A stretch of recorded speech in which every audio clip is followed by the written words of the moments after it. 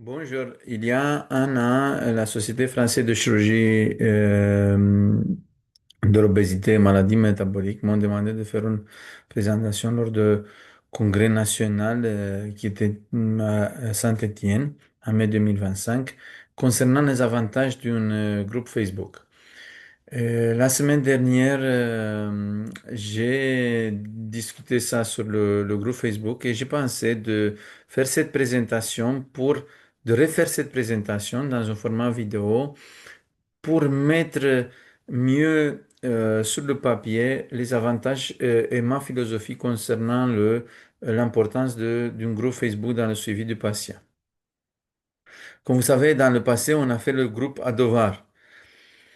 Et l'évolution de ce groupe a connu plusieurs étapes.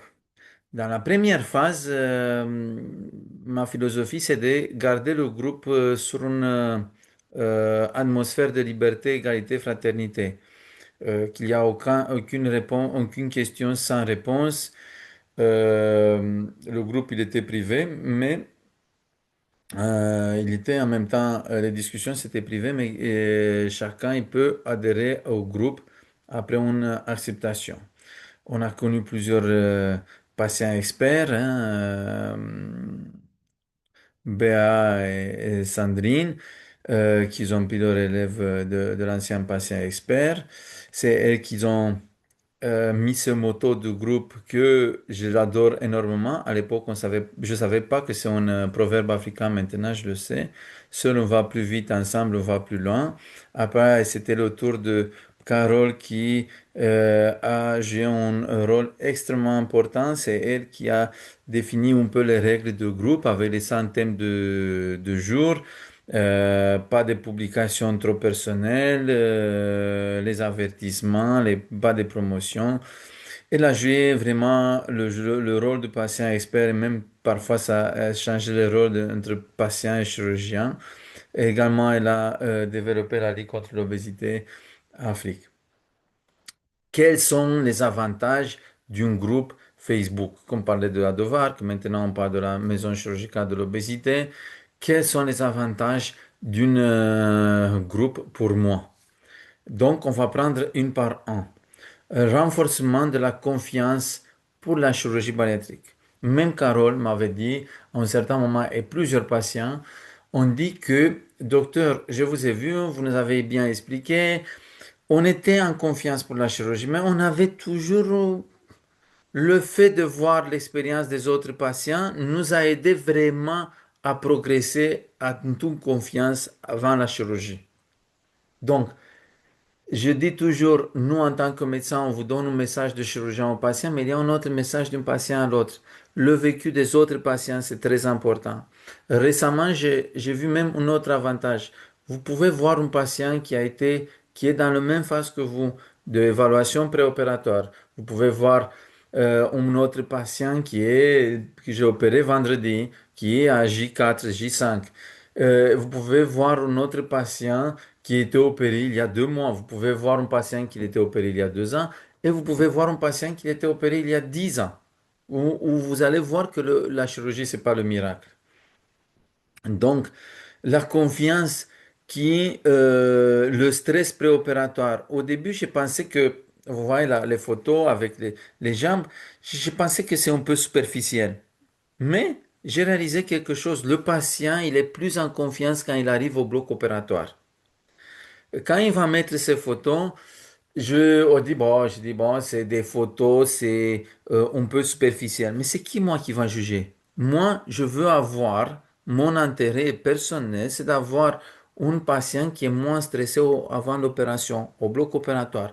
On sait, on a commencé à descendre les patients à pied justement pour diminuer le stress avant l'opération. On sait que le stress avant l'opération, ça va se transformer dans un réveil plus facile. Ça, c'est les anesthésistes qui le disent.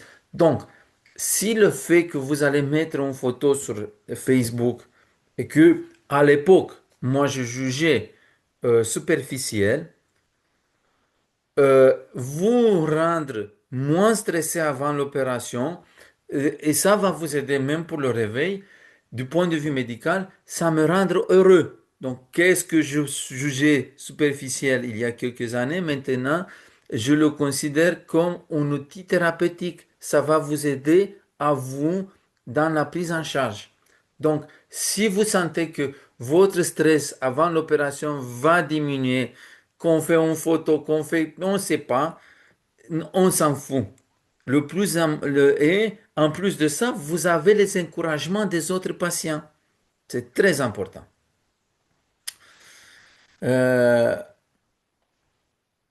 Le bilan préopératoire a fait connaître les patients entre eux et ça a fait des relations d'amitié que parfois même liées à une date opératoire. Je me rappelle une date opératoire de 5 février. Le patient, ils ont resté quelques temps après, ça c'était 5 février 2018, ils ont resté quelques temps après en contact. Je ne sais pas si aujourd'hui c'est encore le cas ou pas.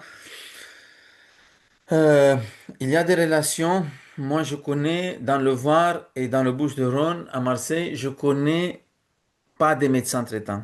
Il n'y a pas les médecins traitants qui m'adressent des patients. C'est les anciens patients qui adressent de nouveaux patients. Donc, il y a une relation d'amitié avant que le patient il arrive à me connaître. Euh, à chaque fois, ma première question quand je vois un nouveau patient en consultation, c'est c'est qui vous a envoyé, mais qui vous a envoyé, c'est un ancien patient, parce que c'est une façon indirecte pour moi aussi de prendre des nouvelles de mon ancien patient.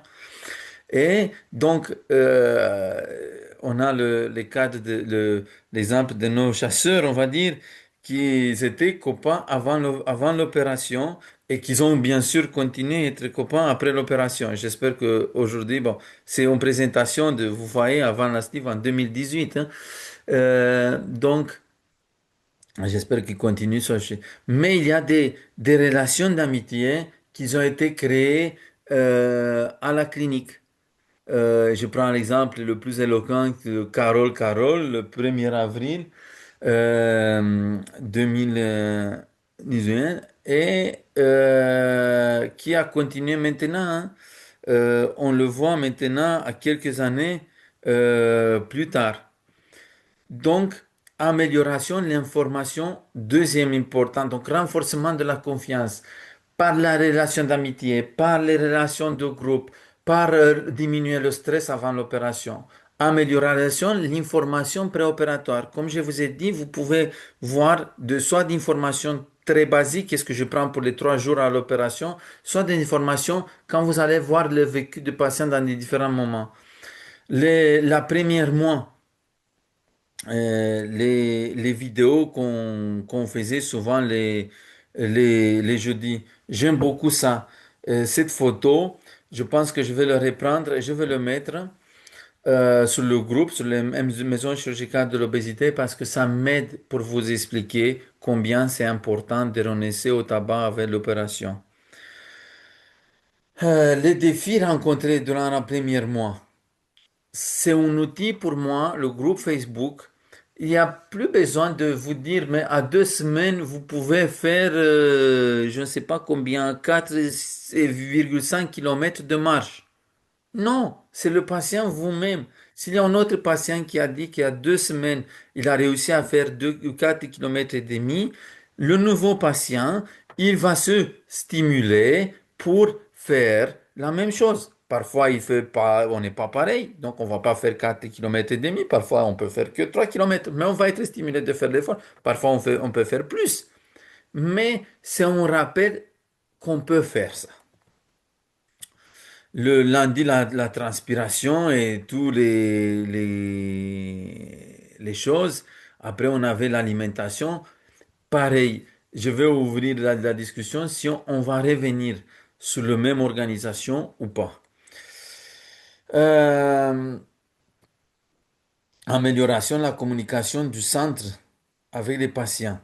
Combien de fois j'ai fait des vidéos, soit pour souhaiter joyeux Noël, je peux pas montrer tous les visages parce que j'ai pas l'accord de vous montrer tous les visages, soit pour d'autres informations de l'ordre médical assez important. Évolution à quelques mois, on voit, comme je vous ai dit, résultat à 10 ans du patient. Également, le groupe, je veux que ce groupe va m'aider dans l'avenir d'échanger cette mentalité dans la chirurgie bariatrique, pour moi, elle est catastrophique, de se concentrer sur la balance, de se concentrer, docteur, est-ce que vous êtes content de mon résultat? Non, stop, on ne doit pas être, c'est pas, moi je suis pas, je fais pas mon métier pour être content ou pas être content, je fais mon métier pour rendre mieux la qualité de vie du patient. Pourquoi c'est moi qui va juger le patient? Pourquoi c'est nous, les médecins, qu'on doit juger? Il y a tellement de médecins qui vont juger. Aidez-nous de se débarrasser de ça. C'est vous, le patient, qui... Vous êtes l'acteur. Moi, je ne me réveille pas le matin pour me rendre heureux de vos résultats. Je me réveille le matin pour vous aider à améliorer votre qualité de vie. Donc, je veux utiliser le groupe de Facebook également pour me battre, pour vous aider à changer le contact avec la balance, à changer la fixation sur un chiffre sur la balance, à se préoccuper plus sur la qualité de vie, quality of life. C'est ça. Pourquoi vous vous opérez? Pour améliorer votre qualité de vie. On a des outils, les Chrome, les Clinician, qu'on peut vous demander pour voir comment ça évolue la qualité de vie. Mais l'outil le plus important, c'est vous, le patient. Comment ça a amélioré votre... on monte 10 étages sans être essoufflé. Je pense que c'est ça un premier bénéfice de la chirurgie bariatrique. Il y a combien de patients qui viennent avec la canne lors de la première consultation en chirurgie bariatrique et j'ai dit, mon premier objectif, c'est d'arrêter la canne, faire mes lacets. Combien d'entre vous, vous avez des difficultés pour faire le lacet? Est-ce que c'est important que j'ai changé, j'ai perdu 30 kilos ou que j'ai perdu 35 kilos? Non, c'est important que maintenant, on s'en fout de la chiffre sur la balance. Sinon, on va tricher sur les balances. On va faire des balances connectées. Je vais noter la chiffre que la balance que vous voulez voir. Mais vous n'allez pas être heureux, vous n'allez pas faire vos lacets. Le plus important, c'est faire vos lacets. Laver sans aide. Courir avec les enfants. Vous voyez, il y a quelques mois en arrière, j'ai eu un patient, je ne vais pas lui prononcer le nom, 69 ans, qui est venu en consultation avec la canne, la première consultation, avant de faire l'opération. J'ai dit, mon objectif, c'est que quelques mois après, un an après, vous allez plus avoir la canne. Elle est venue quelques mois après l'opération, elle m'a dit, docteur, c'est pas que je n'ai plus la canne. Maintenant, je peux faire quelque chose que je ne pouvais pas m'imaginer. Je suis depuis 4 5 ans à la retraite. Et maintenant, je ne pouvais plus jamais m'imaginer dans ma vie que je vais arriver à courir avec mes petits-enfants. C'est pas courir avec les enfants, c'est courir avec les petits-enfants. Elle arrive pas à se débarrasser que de la canne, mais même à courir avec ses petits-enfants. Et après, moi, je dois être idiot de demander, vous avez 67 ou 65? Ah non, peut-être il fallait faire 63. On s'en fout des chiffres. Donc, on s'en fout de balance. Avoir des enfants. Il y a combien d'entre des jeunes patients, j'appelle ça les patients, je dois m'arrêter d'appeler les patients de CCO, mais je les appelle les patients les enfants de CCO. Combien de patients qui sont envoyés par les gynécos, qui ont fait 2 3 4 FIV et que après la chirurgie bariatrique, ils ont pu arriver à avoir des enfants. J'étais Lacan, on a parlé suffisamment, donc on doit s'arrêter. C'est nous, c'est pas nous les médecins qu'on doit évaluer les résultats. Il faut que vous venez en consultation, mais il faut qu'on change cette mentalité. Je l'ai dit toujours, la chirurgie bariatrique, ce n'est pas du miracle, c'est le meilleur outil. C'est pour ça que je ne suis pas passionné, je suis obsédé de la chirurgie bariatrique. C'est le meilleur outil pour vous aider à perdre du poids. Mais on doit changer la mentalité, de se débarrasser de la balance, de se débarrasser de la fixation du chiffre exact, de ne plus jamais faire des régimes. C'est les régimes qui vous ont amené à la chirurgie. Ne faites pas la même erreur après la chirurgie de recommencer à faire des régimes. On doit faire attention. Il faut que vous vous concentrez sur les choses importantes. Les sanctions, sucreries, grignotage, alcool, activité physique suivie. Mais arrêtons les régimes, arrêtons la fixation sur la balance. Il faut on va vers l'avance, se fixer sur des objectifs, se fixer comment votre vie a changé. Sur ça, il faut se concentrer. Donc, bien sûr, j'ai invité à la Sofco à Marseille qui va être cette année au mois de mai. Pour vous, le plus important, c'est ça. Arrêtons de juger, arrêtons de se fixer sur la balance. Il faut se concentrer sur les choses importantes que la chirurgie a réussi à vous aider à changer dans votre vie.